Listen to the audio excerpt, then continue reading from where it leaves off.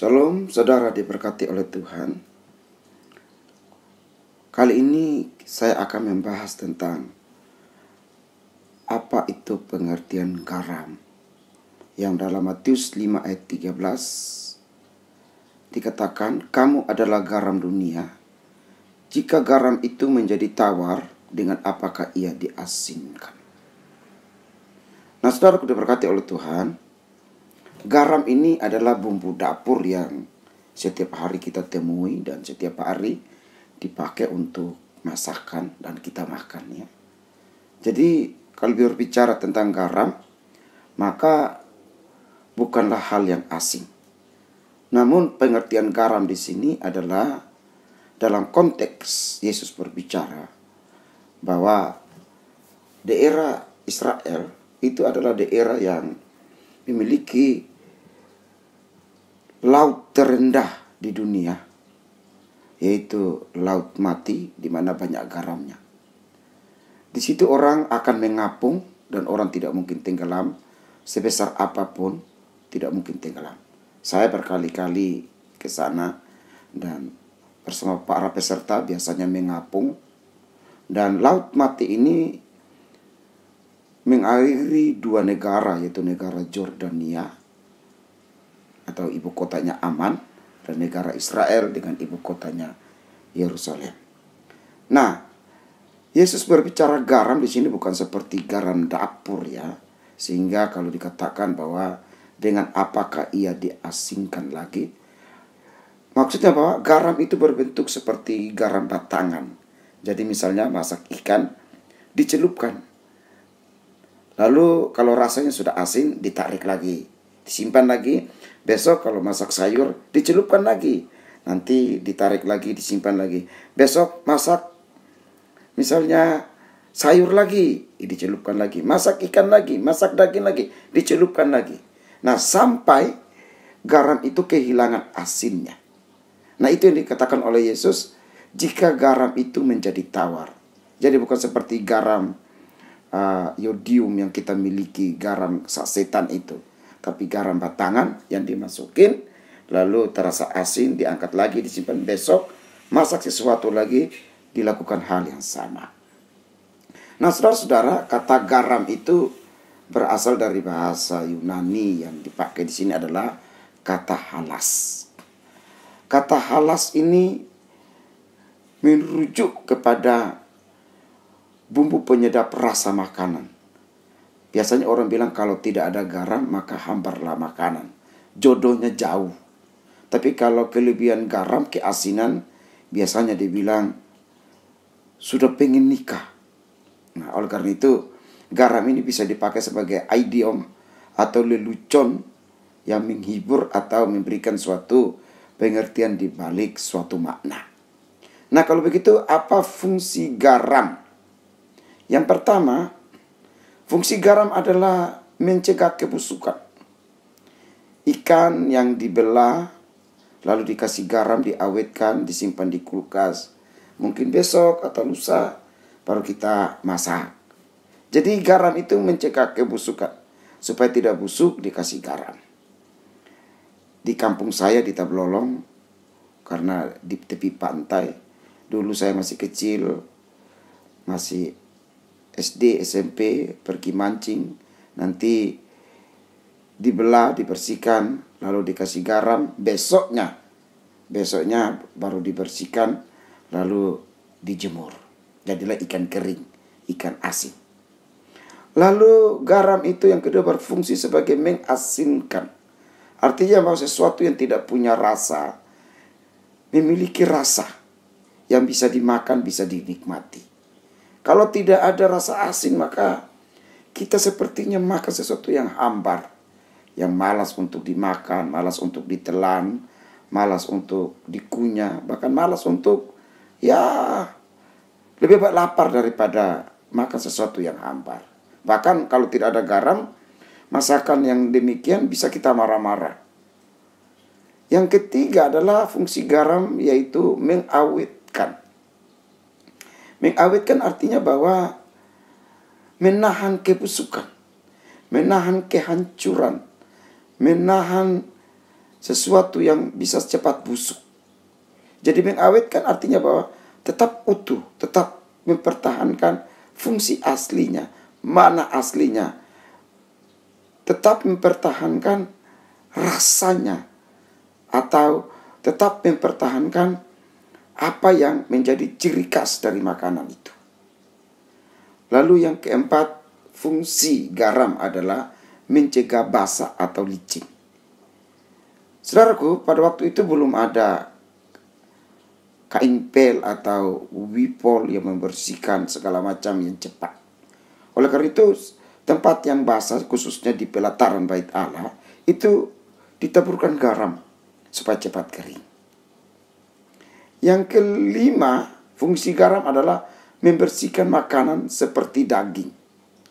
Jadi kalau buah yang dipetik, zaman itu belum ada sunlight atau pembersih piring atau buah, maka buah itu dikasih air, dicuci, lalu dikasih garam.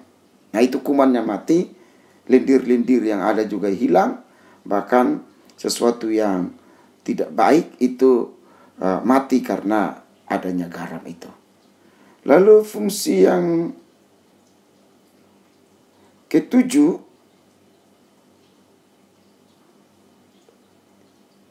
fungsi yang keenam adalah memandikan bayi yang baru lahir.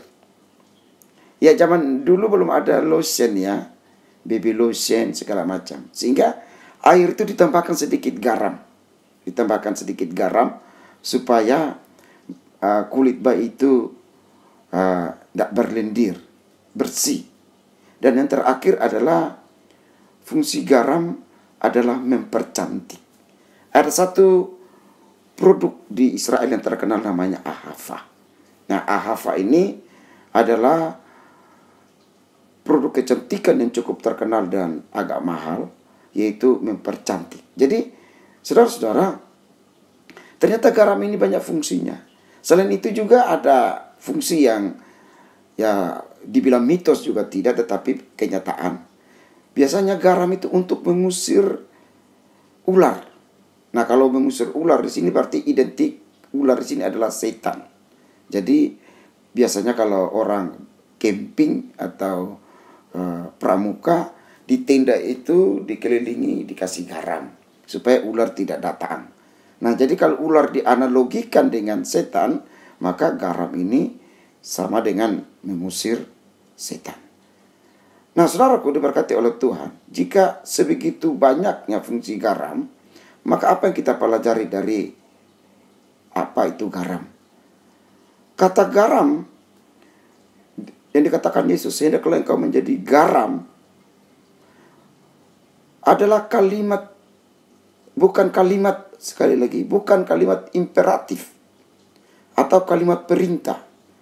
Jadi maksudnya begini, kita disuruh untuk mengubah dunia atau mengubah orang lain atau mengubah sesuatu, enggak. Tapi yang ada di situ adalah kalimat indikatif, yaitu kalimat pernyataan.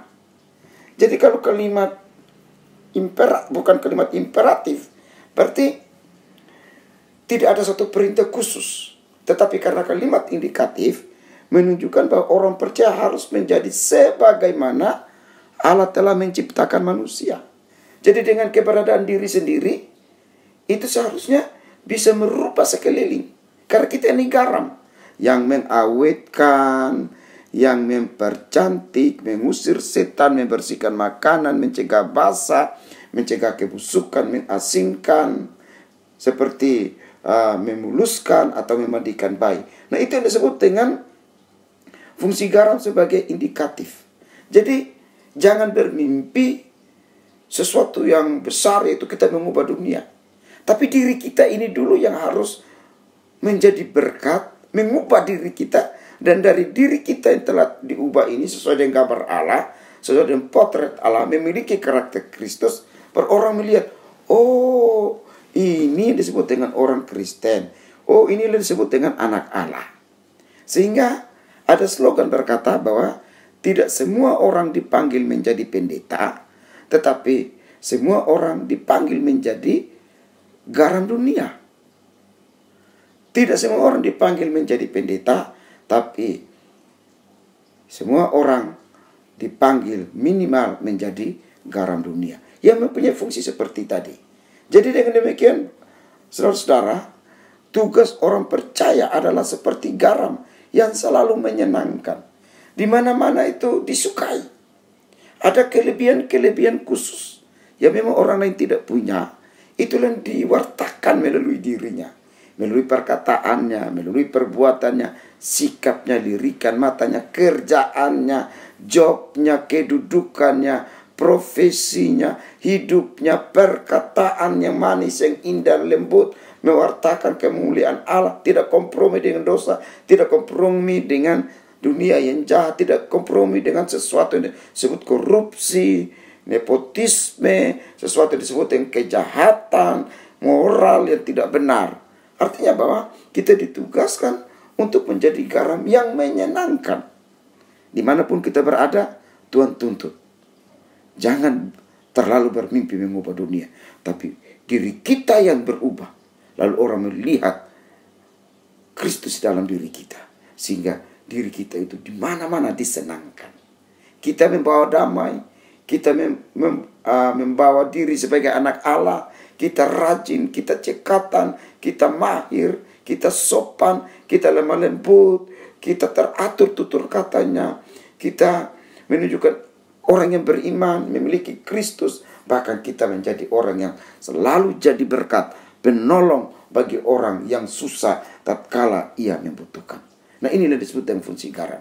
Oleh karena itu, Bapak Ibu diberkati oleh Tuhan, tugas orang Kristen adalah bukan untuk mengubah dunia ini dalam pengertian yang umum, tapi ubah diri kita untuk menjadi berkat bagi banyak orang, sehingga seperti garam yang menyenangkan dan digunakan setiap hari. Tatalah diri secara apik dan bijaksana, dan jadikan diri kita sebagai garam yang bisa dinikmati dan menyenangkan, mengawetkan dunia yang busuk dan penuh dosa ini. Tuhan berkati. Amin.